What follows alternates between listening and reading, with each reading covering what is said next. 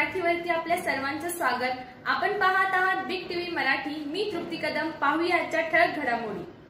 मेळावे सुरू आहेत। सांगलीमध्ये मेळाव्याचं आयोजन सुरू आहे, तर निश्चितपणे खूप चांगल्या पद्धतीने रिस्पॉन्स हा सांगली जिल्ह्यातून या मेळाव्याला आहे आणि त्यामुळे हा एक मेळावा यशस्वी व्हावा अशा पद्धतीने अनेक कार्यकर्ते कामाला लागलेले आहेत। मुळामध्ये ओबीसीचं जे रिझर्वेशन आहे त्या रिझर्वेशनला धक्का लागू नये अशी सगळ्या ओबीसी बांधवांची मागणी आहे आणि ती काय चुकीची मागणी असण्याचा विषय नाही, ती रास्त मागणी आहे।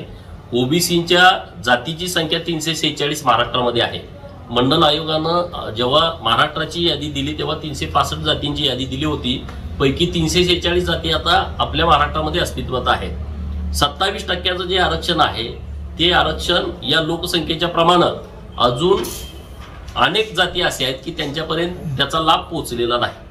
म्हणजे आता मी इथून जर बाहेर पडलो तर पालात राहणारे 200 पालं जत शहराच्या आजूबाजूला भेटतील की त्यांच्याकडे रेशन कार्ड नाही, त्यांच्याकडे मतदान कार्ड नाही, त्यांच्याकडे आधार कार्ड नाही, त्यांना गावाचा कुठला पत्ता नाही।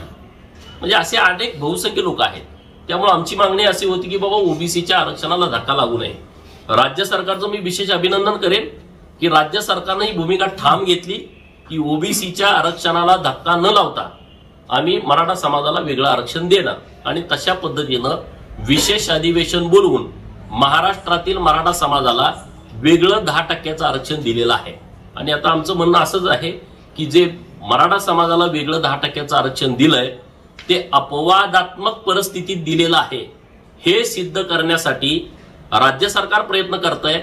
विरोधकांनीही राज्य सरकारच्या खांद्याला खांदा लावून तामिळनाडूमध्ये 50%च्या वरचं आरक्षण जे सुप्रीम कोर्टामध्ये टिकलं ते अपवादात्मक परिस्थिती तामिळनाडू सरकारनं सिद्ध सुप्रीम कोर्टामध्ये केली आणि आता महाराष्ट्रामध्ये सुद्धा तीच वेळ येणार आहे की अपवादात्मक परिस्थितीमध्ये मराठा समाजाला आरक्षण दिलेलं टिकवण्यासाठी राज्य सरकार आणि विरोधकांनी एकमेकांच्या खांद्याला खांदा लावून काम करावं।